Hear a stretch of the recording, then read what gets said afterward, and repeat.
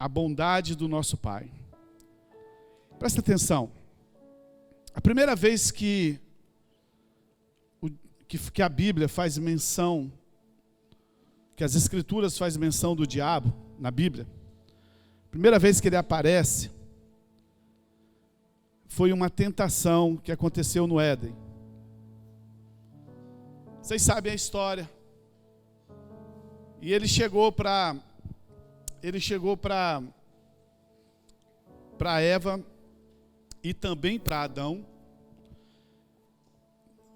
No original da Bíblia, e em quase todos os países, o original da Bíblia é muito clara que Adão e Eva estavam juntinhos na hora que a serpente chegou. Não teve esse papo que enganou um, depois enganou outro. Somente na tradução portuguesa que existe também essa deficiência, né? Mas isso é para a escola do reino, amém? Na escola do reino a gente estuda esses detalhes.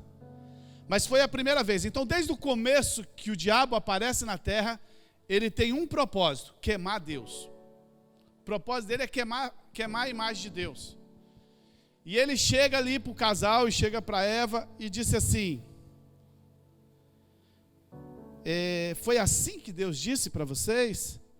Né? Bota para mim Gênesis 3:1. Olha o que ele chega, como que ele chega falando. Presta atenção. Ora, a serpente, o mais astuto dos animais selvagens. Irmãos, os animais não falavam, tá, irmão? Não pense que os animais falavam. Você não vai chegar nunca em casa e o seu cachorro vai falar assim: e aí, como é que foi o culto? Né? Os animais não falavam.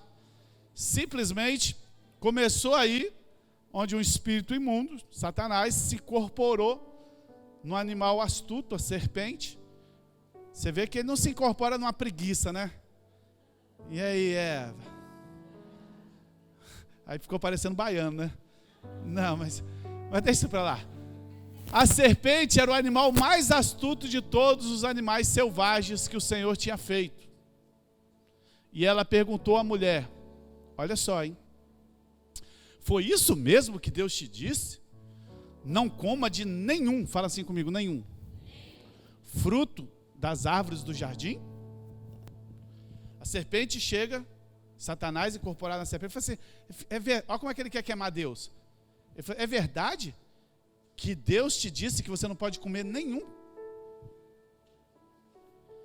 Só que não dá, é a escola do reino, não dá para entrar nesses detalhes. Deixa eu pular, vão direto, porque tem uma história nesse versículo aí, irmão. Como que Satanás tenta fazer as coisas girar para o lado dele. Então ele traz a impressão que Deus havia negado algo ao homem, não é isso? Não é essa a impressão que dá? Pô, não é verdade que... Então é verdade, né, que Deus não deixou você comer fruto nenhum? Dá uma ideia que está perdendo algo. E essa ideia, ela é até hoje na terra.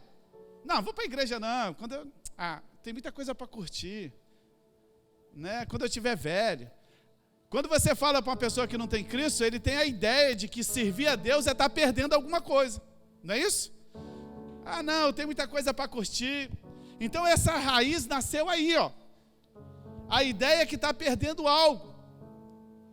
Entretanto, não foi isso que Deus disse. Olha o que Deus disse, isso é Gênesis 3:1. Olha o que Deus disse em Gênesis 2:16. Quando ele dá a ordem. Gênesis 2:16. E o Senhor ordenou ao homem: coma livremente de qualquer árvore do jardim. Aí o 17. Mas não coma da árvore do conhecimento do bem e do mal. Então Deus não é mesquinho. Ele falou assim: você pode comer o que você quiser. Mas Satanás chegou dizendo, falou assim: é verdade que Deus falou que você não pode comer nada? Satanás sempre tentou queimar a imagem de Deus.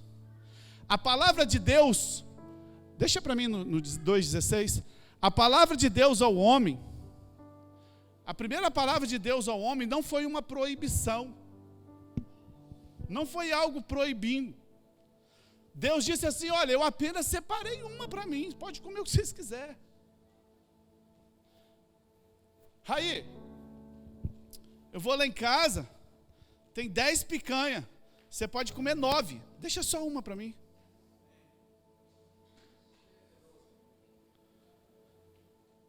Denilson, tem 10 potinhos de sorvete lá em casa, você pode comer 9, você deixa só um para mim. Framboesa, mudou? Deixa o de framboesa para mim, porque ele gosta de flocos. Vocês estão entendendo o que Deus, a primeira palavra de Deus para o homem foi o seguinte: cara, come o que vocês quiserem, o jardim está aí, é para vocês, eu só separei uma para mim. Mas Satanás entra dizendo que o homem, que Deus estava proibindo o homem. Deus falou assim: não, o suprimento está livre, é abundante. Sabe por quê, irmão? Porque Deus, o nosso Pai, é generoso, e o diabo que é mesquinho. O diabo que é mesquinho, não o nosso Pai. Tudo que o diabo quer, e é desde lá de trás, é que você duvide da bondade de Deus, é que você duvide da graça de Deus para a sua vida. Ele quer que você ache que Deus está te privando dos prazeres, Ele quer que você ache que Deus está te privando, sabe, de desfrutar a vida. Isso é mentira. E Adão e Eva caíram nessa bobeira, mas nós não precisamos cair, amém?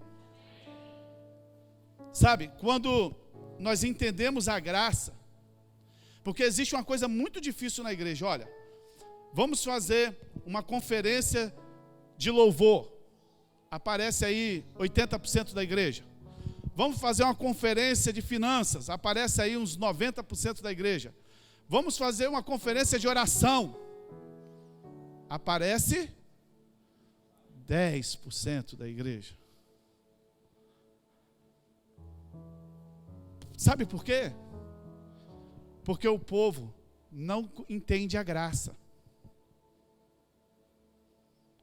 Não existe oração sem graça. Quando nós entendemos a graça, nós então oramos ao Pai. Presta atenção, Davi cometeu um adultério. Davi era o rei, ele podia ter a mulher que ele quisesse, naquela época, agora não pode mais não, tá, amado? Davi adulterou com Betseba, deu uma confusão danada. E olha o que Deus disse para 2 Samuel 12, versos 7 e 8. 2 Samuel 12, versos 7 e 8. Deus vira para Samuel e disse assim: você é esse homem, disse Natã a Davi, e continuou: assim diz o Senhor, Deus de Israel, eu ungi o rei de Israel, livreis da mão de Saul, dei a você casa e mulheres do seu Senhor, dei a você a nação de Israel e Judá, e se tudo isso não fosse suficiente, Davi, eu teria te dado mais. Para que você fez isso? Era só você ter me pedido. Eu já te dei casas, eu já te dei tudo, mas se você estava precisando, se você estava infeliz, era só você ter me pedido que eu te dava mais. Eu quero dizer para você, se hoje você não está contente com alguma área da sua vida, se você não está satisfeito em alguma área da sua vida, deixa eu te falar, pode pedir ao seu Pai que Ele vai te dar, porque o Deus é bom. Fala assim comigo: Deus é bom. Se existir qualquer área da sua vida que precisa de acontecer, Deus está falando assim: me pede. E é engraçado que você olha o livro de Salmos, você olha a história de Davi. Davi ora por tudo, ele só não ora pela vida conjugal dele. Ele pede por tudo, ele pede para que livre dos inimigos, Deus livra. Ele pede para que Deus dê, não sei o que Deus dá. Ele pede para que Deus faz, mas ele não pede nada sobre a família, sobre a vida sexual dele, conjugal dele. E é exatamente onde ele caiu. Deixa eu te falar um negócio nessa noite. A oração nos coloca na graça. Você não encontra a oração nos 10 mandamentos, lá na lei. Porque a lei, o princípio geral, era a força do homem. Na lei, o princípio geral era o homem obedecendo, era o homem tentando fazer as coisas para ser abençoado. Mas na graça, a oração é a graça em ação nas nossas vidas. É quando nós reconhecemos que nós não podemos fazer nada, então nós oramos. É quando nós reconhecemos que nós não temos condições e nós buscamos a Deus. Se você está aqui nessa noite, existe uma área na sua vida, um filho que não muda, existe uma área que você não prospera, existe uma área que você não cresce, experimente orar. Experimente pedir ao seu pai. Sabe por quê? Porque quando nós oramos, nós mostramos que nós estamos demonstrando dependência. Quando nós oramos, nós estamos demonstrando que nós dependemos de algo e de alguém, e a dependência honra a Deus. Quando nós oramos, nós honramos a Deus, porque nós estamos dizendo para Ele que nós dependemos dEle, que nós não podemos fazer, só Ele pode fazer. E só há graça nas nossas vidas quando nós dependemos de Deus, quando nós entendemos que somente Ele pode fazer. O Evangelho de Lucas é o Evangelho que mais mostra a humanidade de Jesus. É o Evangelho que mais mostra Jesus como homem na terra. E é no Evangelho de Lucas que você vai ver Jesus orando por mais tempo. É no Evangelho de Lucas que você vai ver Jesus se retirando. É no Evangelho de Lucas que você vai ver Jesus falando mais com o Pai. E Deus espera que nós falemos com Ele, como Pai. Deixa eu te perguntar nessa noite algo. Você já pediu a Deus o que você precisa? Será que a sua mente ainda acha que está lá em Gênesis 2:3, onde Satanás colocou na cabeça de Adão e Eva que Deus ele é mesquinho, que Ele está te provando, que Ele está fazendo isso? Será que você já entendeu que Deus é bom? Você já pediu a Deus o que você precisa? Você acha que Ele é bom o suficiente? Ou você acha que você precisa ficar bom o suficiente para merecer algo? Não, eu não recebi ainda porque eu tenho esses problemas. Eu não recebi ainda porque eu não sou bom o suficiente. Se eu melhorar nisso, Deus vai me ajudar. O diabo sempre vai tentar te convencer que Deus não é bom. O diabo sempre vai tentar te convencer que Deus não é suficientemente bom para você, que você não está preparado, que você não está perfeito, por isso que você não recebe. E isso é uma mentira. Deus lhe dará muito mais daquilo que você pedir. Sabe por que a gente não ora? Porque a gente não acredita na bondade de Deus. A Bíblia diz assim: se nós que somos maus sabemos dar boas coisas para os nossos filhos, qual filho que te pedir pão, você vai dar uma pedra? Qual filho que te pedir algo, você vai dar uma cobra? Se nós que somos maus sabemos dar boas coisas para os nossos filhos, quanto mais o nosso Pai do céu não nos dará com Ele todas as coisas. Deus tem um arsenal de vitórias e bênção para você. Amém? Sabe, às vezes a gente vê pessoas roubando. Nós não precisamos roubar nada. Roubar é um ato de quem não crê que o Pai possa supri-lo abundantemente. Existem pessoas com inveja de outras pessoas. Nós não precisamos ter inveja de ninguém. Inveja é a ideia que alguém tem algo e você tem menos. É a crença que Deus é bom com os outros e não é com você. Nós não precisamos ter inveja de ninguém, isso é um engano. Deus é generoso. Nós não precisamos de outro casamento, porque nossos problemas do casamento não. O que nós precisamos é pedir a Deus para que abençoe o nosso casamento. Você não precisa cobiçar as coisas do vizinho. Sabe por quê? Porque Deus tem muito mais, tanto para você quanto para o seu vizinho. Peça a Ele que Deus vai te dar, porque Deus é bom o tempo todo.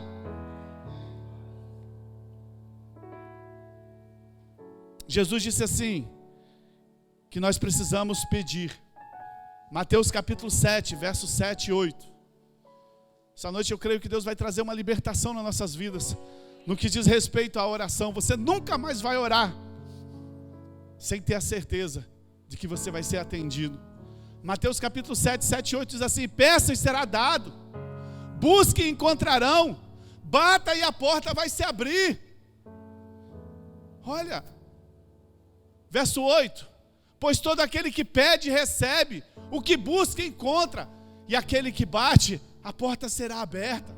Sabe por que você não recebeu a sua bênção até hoje? Porque você não pede. Só que Tiago, capítulo 4, 12, 4, 1 e 2, Tiago capítulo 4, verso 1 e 2,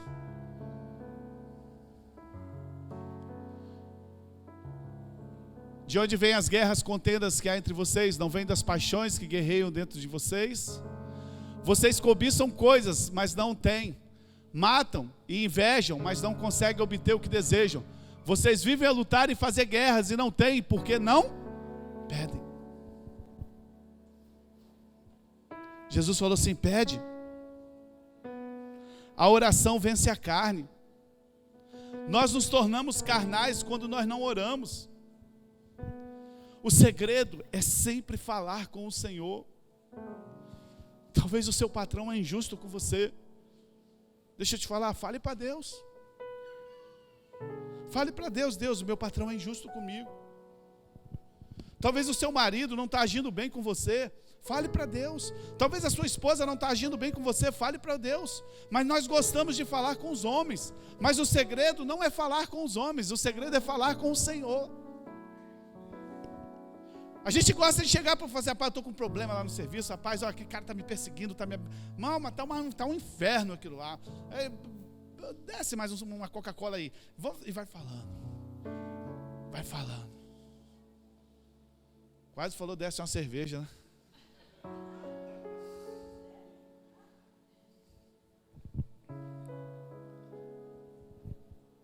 Irmãos, o segredo é falar com Deus.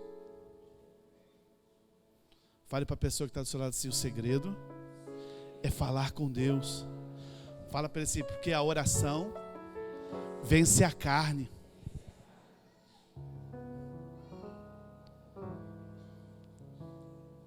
Só que a gente quer saber como Deus vai fazer. Olha, a situação é tão difícil, eu vou falar com Deus, mas como é que Deus vai fazer? Isso não é sábio. Não tente compreender Deus, não tente defini-lo, não tente explicar os seus caminhos, apenas ore e continue orando. Não tente entender como Deus vai fazer. Irmão, você tem uma coisa que eu já abandonei na minha vida, é tentar entender como Deus vai fazer. A gente, como pastor, às vezes a gente senta na cadeira assim, na frente de uma ovelha, ela começa a falar, e a gente fica pensando dentro de nós assim: meu Deus, que situação. E às vezes eu falo com a minha esposa assim: amor, não sei nem o que falar.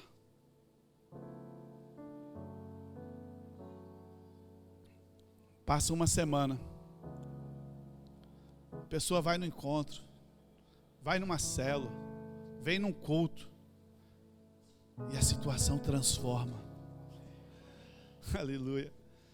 Não tente entender como Deus vai fazer, não tente compreender.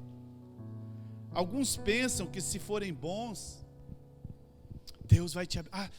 Eu acho que agora eu vou ser abençoado. Sabe por quê? Porque eu estou sendo bom, porque eu sou bom. Irmãos, presta atenção: Deus não é bom com você porque você é bom, não. Deus é bom com você porque Ele é bom. A natureza de Deus é ser bom. Quando somos maus, sabe o que acontece com Deus? Ele continua sendo bom. Eu sei que a maioria de nós fomos criados numa religião que Deus está sentado no trono, um grande trono, com um mata-mosca imenso na mão, esperando alguém errar para fazer assim, pá! E olhar para o anjo e ainda falar assim. Eu sei que nós somos criados, que o menino vai botar a mão na tomada e você não consegue mais corrigir ele, e você fala assim: olha, papai do céu vai te castigar. E a criança cresce achando que Deus é ruim. E quando você cansa de botar Deus como ruim, você tenta botar o pastor. Esses dias as crianças estavam fazendo uma bagunça ali, a mãe falou assim, olha, o pastor vai brigar com você. Eu falei, vou não, pode bagunçar à vontade. Pode dar pirueta, pode dar cambalhota. Quer me queimar com a criancinha, aí a criança já vem dentro da igreja olhando para mim assim.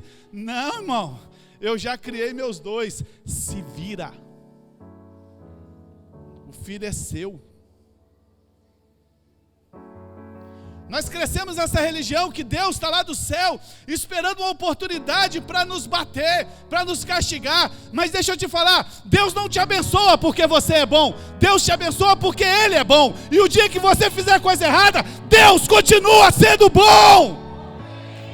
Aleluia! Aleluia! Oh! A sua bondade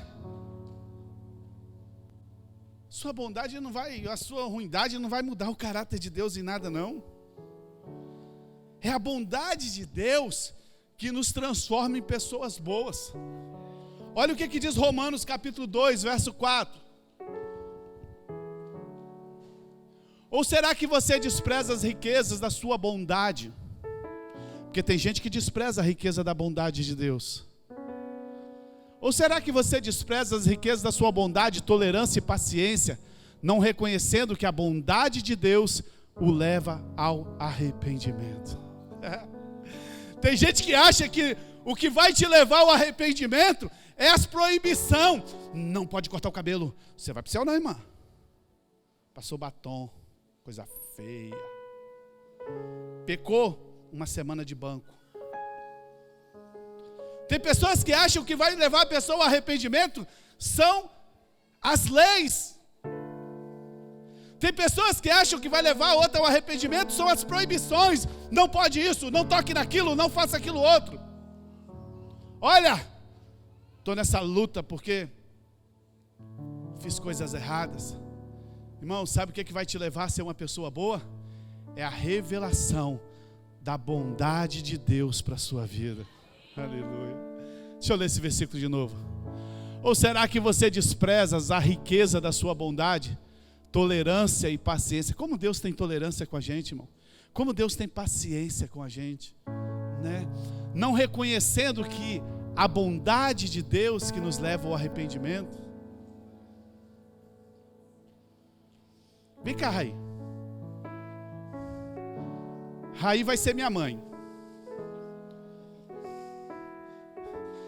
Raí é minha mãe. Alguém aqui já deveu alguma coisa, irmão? Dívida? Alguém já fez dívida? Dívida. Não é essa dívida de picolé aí não, irmão. Dívida que você não consegue pagar. A dívida, você nem dorme. Aí o endemoniado vem no domingo na sua casa te cobrar. Porque para cobrar no domingo tem que ser o endemoniado, irmão. E aí ele chega na porta da sua casa gritando, fazendo a maior bagunça, batendo na porta. E aí, quem vai lá abrir a porta? Sua mãe. Tá feio de mãe, tá, irmão? A sua mãe vai lá abrir a porta e você estava lá atrás. E aí o cara começa a gritar. E aí você chega e ele tira o revólver. E na hora que ele vai te matar para te dar um tiro, a sua mãe vai e pula na frente e toma o tiro e morre por você. E o cara fala assim: tá pago a dívida. Foi exatamente isso. Quando você entender a bondade de Deus, foi exatamente isso que aconteceu com você, comigo. Nós tínhamos uma dívida impagável. E o cobrador Satanás veio nos cobrar para nos levar para o inferno. E nós não tínhamos como pagar. E ele sacou a arma e ele atirou em nós. Só que Jesus Cristo pulou na frente e ele morreu por nós. Agora eu te pergunto, como desprezar essa bondade? Como não se arrepender dos nossos pecados? Como não ser atraído para Deus diante de tanta bondade pelas nossas vidas? Não é as proibições que vão te fazer entender Deus bom. O que vai te fazer entender que Deus é maravilhoso é a bondade dele. Não é essa religião fedorenta que fica dizendo o que você pode e o que você não pode. O que vai te fazer entender a bondade de Deus, sabe, é o amor. Esse é o segredo. Fale com Deus. Não tente compreender Deus. Não tente achar que você vai ser abençoado porque você é bom, ou que você vai ser amaldiçoado porque você é ruim. Não. Não. Faça como Paulo. Tem duas naturezas terríveis brigando. A Bíblia diz que a carne briga contra o espírito. Paulo, ele chega ao ponto de dizer assim: miserável homem que sou. Irmão, não é o pastor Evandro não, é Paulo. Miserável homem que sou, o bem que eu quero fazer eu não faço, mas o mal que eu não quero, esse é o que eu faço. Paulo entendeu que tinha uma natureza dentro dele do pecado, que fazia ele fazer por algumas vezes aquilo que ele não queria fazer. Mas sábio como ele é, ele diz assim: bom, a minha carne faz o que eu não quero, mas o meu homem interior, esse serve a Deus. Muitas vezes, amado, o homem é uma guerra louca em cima de duas pernas, irmão. Tem carne e espírito brigando um com o outro para ver para quem você leva, para que lado que vai. E aí ora você vacila e você acha que agora Deus não te ama mais. Você acha que você dá um erro, Deus agora virou as costas para você. Irmão, o apóstolo Paulo falou assim: que guerra é essa? Se você não entender a bondade de Deus, quando você falhar, vai aparecer um monte de gente vestido de seus amigos, dizendo que você não pode servir a Deus, dizendo que você não pode se batizar, dizendo que você não pode ceiar, dizendo que você não pode casar, dizendo que você não pode estar no ministério. Porque o que tem é a gente para atrapalhar, para ajudar tem pouco. Existe uma guerra dentro de nós, e ela não depende, você precisa entender a bondade de Deus na sua vida. É a bondade dele que nos transforma.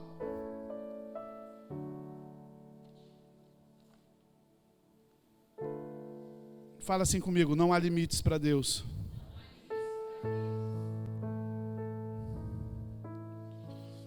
Às vezes somos nós que limitamos Deus, irmão. O nosso Deus é um Deus grandioso. O nosso Deus é um Deus generoso, é um Deus poderoso. Mas o diabo tem convencido alguns que Deus ama apenas alguns poucos, porque somente alguns são mais santos. Ah, fulano recebe essa bênção porque ele é melhor. Não, irmão. Outros são convencidos que não pode pedir nada a Deus porque eles são muito pecadores. Outros são convencidos que não pode nem adorar a Deus. Esse não é o Deus que a Bíblia fala. Esse não é o Pai que a Bíblia fala. Lembre-se da primeira multiplicação dos pães. A Bíblia diz que Jesus multiplicou pães para mais de 5.000 pessoas, fora crianças e mulheres. Agora olha que algo interessante aqui agora. Presta atenção nisso que eu vou te falar, que isso vai mudar a sua vida. Pega essa chave que eu vou te dar aqui agora. Jesus multiplica os pães para mais de 5.000 pessoas, fora crianças e mulheres. João 6,11. Olha o que diz João 6,11. Então Jesus tomou os pães, deu graças e repartiu entre os que estavam sentados, tanto quanto queriam, e fez os mesmos com os peixes. Olha aqui, olha o que está escrito dentro desse versículo. Jesus pegou os pães, os peixes e multiplicou entre aqueles que estavam assentados. O quanto que ele multiplicou? O que o texto está dizendo ali? O tanto que eles, fala comigo, irmão, o tanto que eles queriam. Jesus não multiplicou uma porçãozinha para dividir no meio, igual a gente faz aquele churrasquinho, a gente vai fazer um churrasco para 8 lá em casa. Aí daqui a pouco vai chegando gente, tem 15, 16, ele fala, meu Deus do céu. Ou vai comprar carne, eu tenho que dividir no meio. Não, a Bíblia diz que Jesus multiplicou os pães para o tanto que eles queriam. E isso vai de encontro ao ensino religioso que Deus dá de acordo com a sua vontade. Como é que é a história que a gente fala? Se for vontade de Deus, eu vou ter isso. Se for vontade de Deus, eu vou ter aquilo.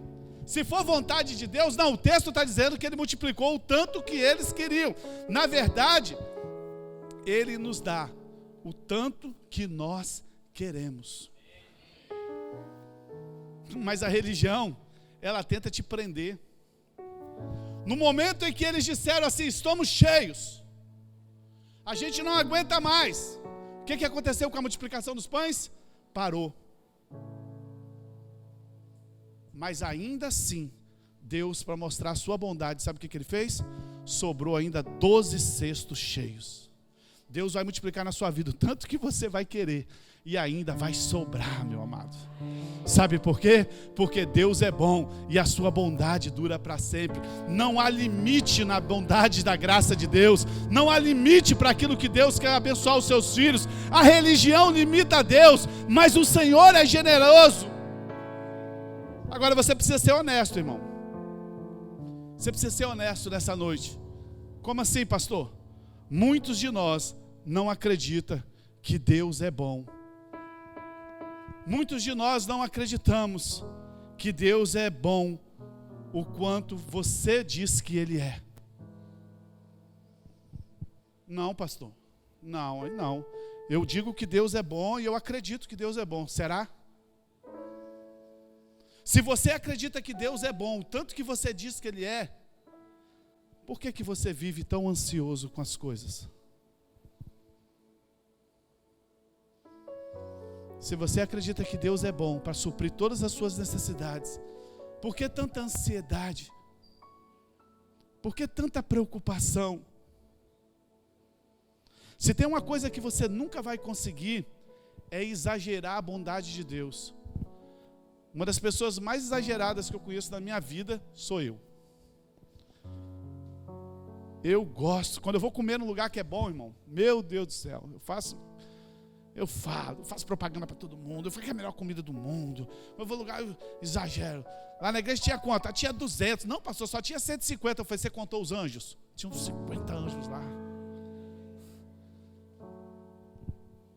Mas por mais que você seja exagerado, você nunca vai conseguir exagerar a bondade de Deus, porque não existe limites para a bondade de Deus.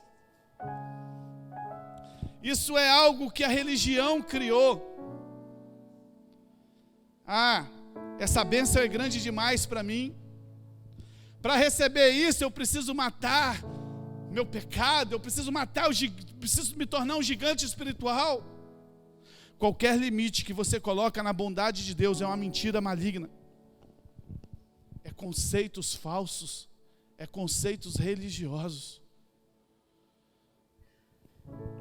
Eu te pergunto nessa noite, hoje é dia dos pais, dia do nosso papaizinho. Você quer receber uma grande bênção de Deus, amém? Então experimente aumentar aquilo que você sonha de uma forma exponencial. Sabe, experimente acreditar que Deus é suficiente e bom para te abençoar. Experimente acreditar, sabe, que você que procura, você que sonha ter a sua casa, experimente sonhar com a casa que Deus pode te dar. Experimente sonhar com uma casa boa, com um lugar confortável, com um casamento abençoado. Você que deseja, pai, me dá um emprego, eu estou desempregado. Serve qualquer um, pai, serve até. Não, experimente. Pai, estou precisando de um carro. Pai, pode ser qualquer um, pai, qualquer um. Aí chega você na igreja atrasado, empurrando o carro, com mais 2 irmãos atrasados. Porque você experimente acreditar na bondade de Deus na sua vida. Experimente acreditar como Deus é bom. Sabe, a ideia não é estimulá-lo você a fazer pedidos maiores, não. Mas ajudar você a não colocar limites na bondade de Deus. Não estou aqui estimulando você a ser um cara que fica aí pensando só. Não, o que eu quero que você entenda, que não há limites para a bondade de Deus na sua vida, não há limites para nada que Deus possa fazer na sua vida. Você já viu aquela expressão assim, é bom demais para ser verdade?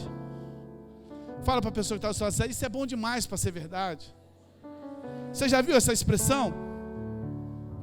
Quando eu prego sobre a graça, quando eu ensino sobre a graça, que Jesus já pagou tudo, que nós não devemos mais nada, que o pecado, nós nos tornamos pecadores através de Adão, mas através de Cristo nós fomos feitos justiça de Deus. Não há mais nada, não há mais condenação para aqueles que estão em Cristo Jesus, não há nada, não há mais. Quando a gente fala sobre a graça, as pessoas falam assim, nossa pastor, essa mensagem é muito perigosa. Quando eu prego então que um cristão não perde salvação, que um cristão não, é impossível um cristão, um filho de Deus perder a salvação, quando eu prego isso, as pessoas falam, não pastor, isso é muito perigoso, o senhor não pode pregar isso. Na verdade eles estão afirmando, não pastor, isso é bom demais para ser verdade.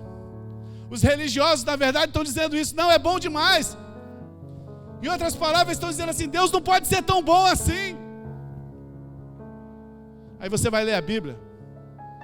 Quando Deus coloca o homem no jardim, quando Deus está lá no jardim, o que acontece no jardim? Quando o homem chega no jardim, já está tudo pronto. O homem não precisou fazer nada. Era só desfrutar. Quando o povo está escravo em Israel, Deus fala que vai tirar o povo de Israel e levar para uma terra prometida.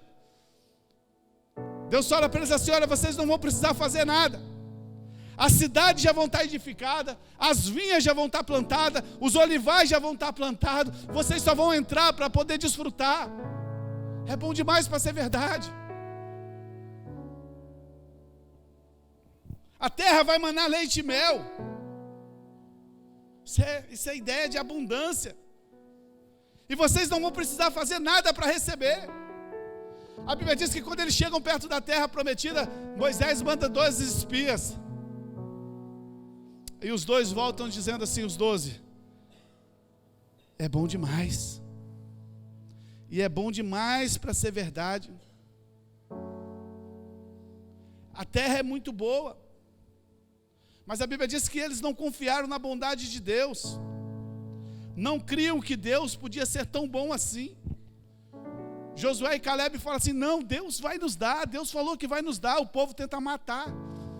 Não, Deus vai nos dar, a graça de Deus está sobre nós, o povo tentou apedrejar. Toda vez que você falar do amor de Deus, toda vez que você falar da graça de Deus, toda vez que você falar da bondade de Deus, as pessoas vão dizer que você é uma pessoa perigosa. As pessoas vão dizer que essa é uma mensagem perigosa. Aí quando você lê no final, somente os 2 entraram na terra prometida. É bom demais para ser verdade. Pastor, isso é bom demais. Mas você precisa entender a lógica do céu. Romanos 8:32, olha aqui. E eu já estou encerrando agora com esse versículo. Romanos 8:32. Entenda a lógica do céu. Eu leio aqui. Aquele que não poupou o seu próprio filho, mas o entregou por todos nós, como não nos dará a ele de graça todas as coisas? A gente podia parar aqui, né? As pessoas falam assim, é bom demais para ser verdade. Irmãos, você precisa entender a lógica do céu. A lógica de Deus é muito clara. Se o Pai não negou você, o seu próprio filho, se o Pai não negou Jesus para nós, como que agora Ele não nos dará a Ele de graça? Fala assim comigo, de graça, todas as outras coisas. Deixa eu te perguntar nessa noite, atrás de que você está correndo?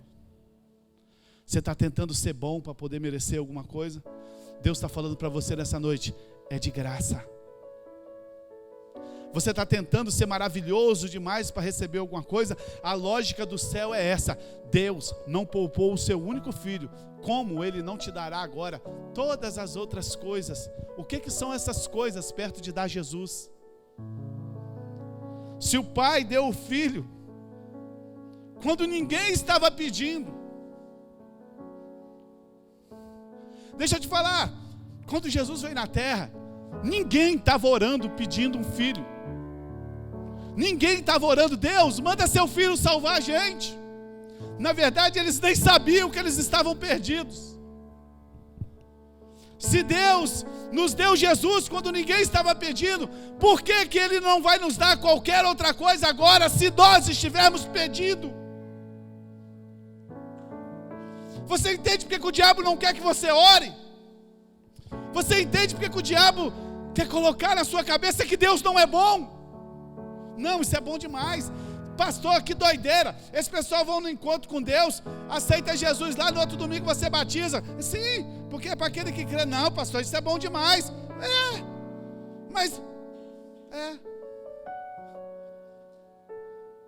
Se Deus já deu Jesus para mim quando eu não estava pedindo, imagina agora. Você entende por que Deus não quer, o diabo não quer que você ora? Você entende por que o diabo não quer que você entenda que Deus é bom? Se o pai não negou o seu filho, que lhe custou tanto, você sabe quanto que custou? Jesus, você sabe quanto que custou para Deus entregar Jesus?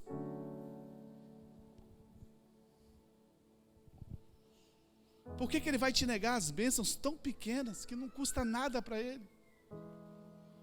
Não tem isso que você está te pedindo? Isso para Deus não custa nada, irmão. Porque a Bíblia diz que na cruz, Jesus já nos deu todas as coisas. Tudo é possível para aquele que crê. Se o pai não negou o seu filho, que custou tanto para ele, imagina essa bênção que você está querendo. Imagine esse propósito que você está pedindo. Deixa eu te falar, Deus é bom e Ele está querendo te abençoar. Quem está querendo colocar na sua cabeça que Deus não é bom é Satanás, desde lá do Éden, quando ele diz assim, não pode comer não, hein? Ei, você não é santo o suficiente para pedir nada não. Ei, quem você está pensando que você é? Chegou agora, já quer sentar na janela? Se o pai nos deu o seu filho, a Bíblia diz que Deus nos deu o seu filho quando nós éramos inimigos dele.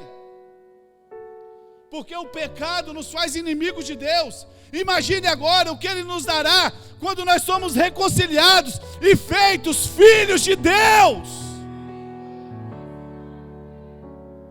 Se Deus nos abençoou quando nós éramos inimigos dele, imagine agora que você é filho, irmão. Vocês estão aí? Então dá uma palma para Jesus. Não, é uma só. Uma palma para Jesus. Isso, só para ver se vocês estão atentos.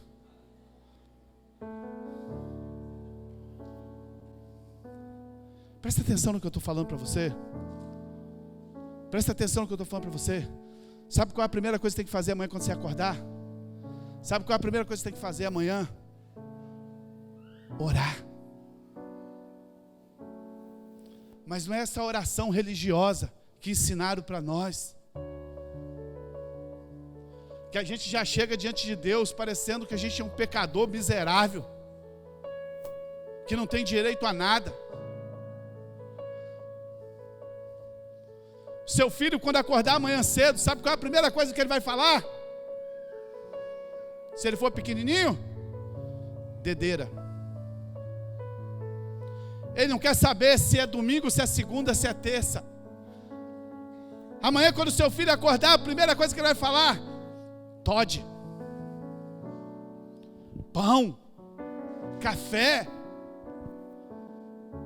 Sabe por quê? Porque ele sabe que ele é filho. Sabe qual foi a maior tacada de Satanás? Fazer que a gente se relacionasse como Deus, não mais como filho. Quando você acordar amanhã, a primeira coisa que você precisa entender é que o seu pai já estava acordado, com tudo o que você precisa, preparado para o seu dia. Sabe por quê? Porque Ele é bom.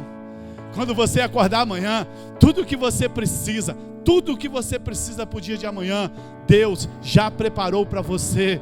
Deus já preparou para você, porque a Bíblia diz: se Ele alimenta os passarinhos que não plantam, não colhem, não guardam em celeiros, se ele veste as flores do campo, que hoje está linda e amanhã morre, quanto mais você, que é filho de Deus. Sabe qual é a atacada de Satanás?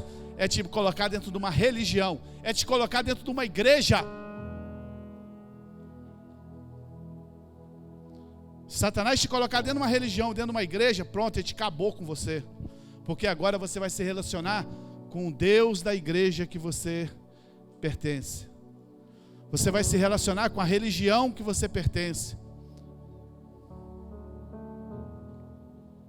Estava ali fora fazendo a placa, chegou o cara e falou assim: você é o pastor? Eu falei: sou. Raí estava perto, né, Raí? Ele falou assim: pode fazer o que aí nessa igreja aí, pastor? Qual é a doutrina? Eu falei: não tem nenhuma. Ele: como assim? Pode fazer o que você quiser, irmão. Aí ele olhou: não, mas eu falei: irmãos, a doutrina está dentro do nosso coração. Se você entender que a sua mãe, que é Deus, já pulou na sua frente para tomar o tiro no seu lugar, para que você vai desagradar um pai desse? Para que você vai desagradar um Deus desse? A religião quer que você fique servindo mandamentos. Ela não quer que você tenha um relacionamento com o pai. Irmãos, todos nós aqui somos filhos. Talvez nós passamos algumas dificuldades com os nossos pais.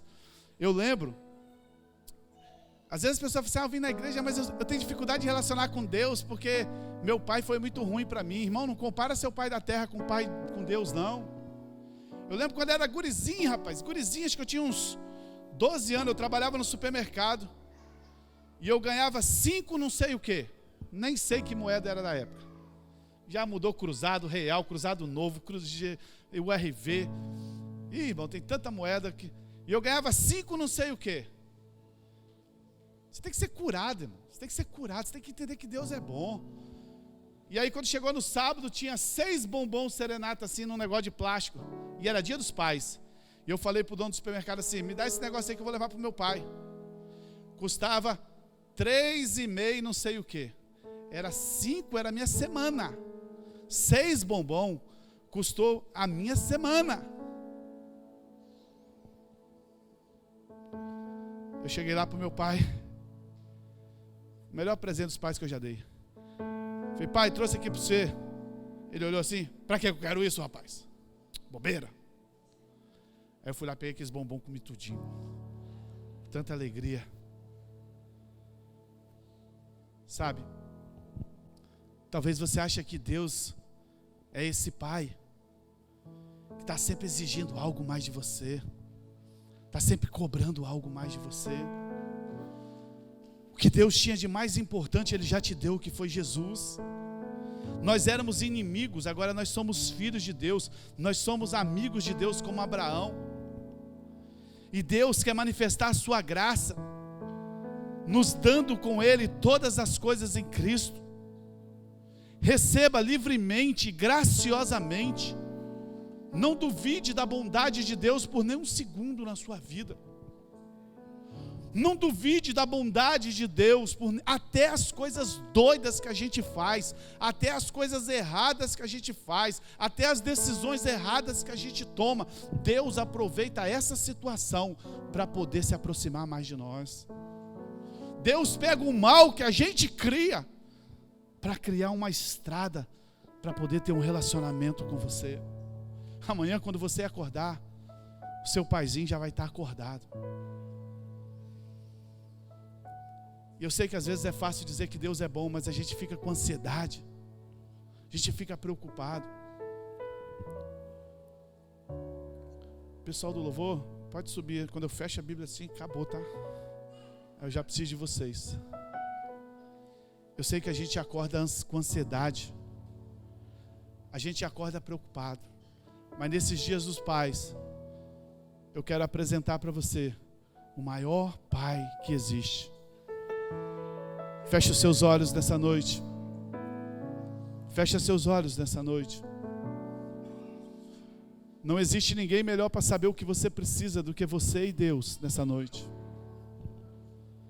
A lógica do céu é o seguinte: se o nosso Pai já nos deu Jesus quando nós nem estávamos pedindo, se o nosso Pai nos deu Jesus quando nós éramos inimigo dele, que custou tanto para ele, como que ele não nos dará agora tudo aquilo que nós pedirmos a ele? Não fica olhando para a sua performance, irmão. Não fica olhando para a sua capacidade. Não fica olhando para o tanto que você orou, o tanto que você deixou de orar. Não fica olhando para o tanto que você fez ou você deixou de fazer. O desafio do cristianismo não é olhar para você. Não é olhar para nós mesmos. O desafio do cristianismo é olhar para o Deus que fez o jardim e que disse assim: pode comer tudo livremente. É tudo seu, a casa é sua. Eu sou o Pai amoroso. Eu sou o Pai que dá a segunda, a terceira, a chance que for preciso. Eu sou o Pai que fica sentado na cadeira esperando o filho que foi embora voltar, para colocar o anel no dedo dele, para colocar as sandálias no pé dele, para pegar o bezerro cevado e fazer uma festa, porque o meu filho que estava perdido voltou.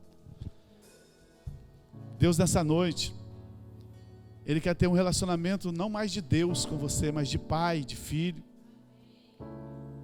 de paizinho querido. A religião é fria.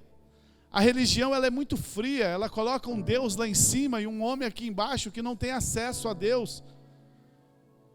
Mas o cristianismo é um pai apaixonado que todos os dias quer vir na virada da tarde conversar conosco, que está preocupado com cada detalhe da sua vida.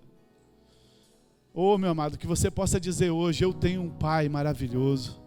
Sabe por quê? Porque você não é mais inimigo, você é filho agora. O seu desafio nesses dias não é ser crente de uma igreja. O seu desafio nesses dias não é ver o que pode e o que não pode. Os seus desafios nesses dias é entender, é deixar o Espírito Santo te revelar que você é filho de Deus. Você se sente um filho de Deus, amor? Você se sente que Deus está cuidando de você todos os segundos da sua vida? Você sente que Deus está preocupado e está do seu lado todos os dias?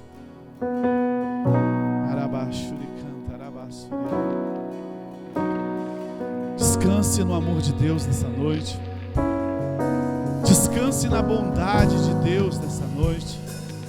É só olhar para a sua vida e ver o tanto que você já viveu, tantas coisas que aconteceram, e aonde você está hoje só pode ser fruto da bondade de Deus. Você não conseguiria, foi Deus. Mesmo quando você nem sabia, Deus estava te levando no colo, porque Ele é bom. Deus é bom. Aleluia, aleluia, aleluia, Jesus. Ore a Deus nessa noite. Fale com Ele.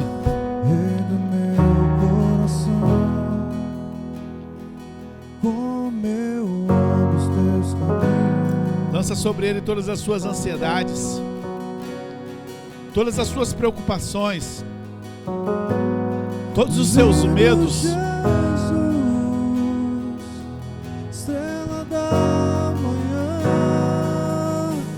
Ele está de braços abertos.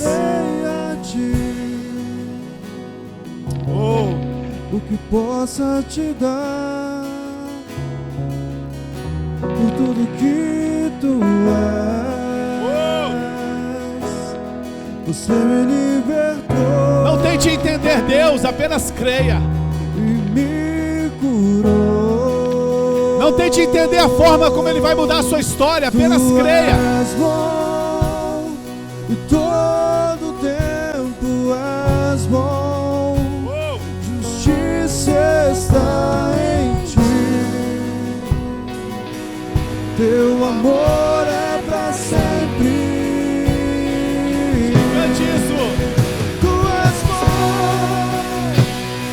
E todo tempo és bom. Se você puder ficar de pé.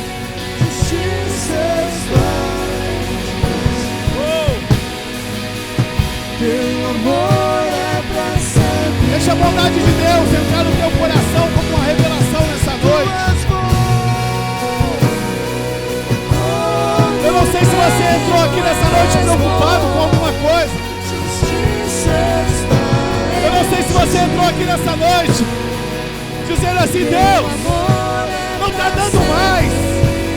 Eu estou perdido. Eu não sei para onde ir, o que fazer. Eu não sei como você entrou aqui nessa noite. Um relacionamento frio e rígido com Deus, achando que você precisa fazer algo para melhorar a sua vida, achando que você precisa melhorar algo para resolver o seu relacionamento com Deus. Talvez você entrou aqui nessa noite dizendo assim: nossa, eu preciso acertar minha vida, eu preciso melhorar, eu preciso fazer isso, eu preciso fazer aquilo. Deixa eu te falar, você não precisa nada. Você só precisa deitar no colo do seu pai e deixar que ele cuide de você. Você só precisa entender que Deus é bom. E mesmo nesse tempo que você acha que você está longe, Deus continua cuidando de você. Deus continua te amando. Deus continua te guardando. Porque aquilo que você fez não muda a natureza de Deus. Ele quer ter um relacionamento com você de filho.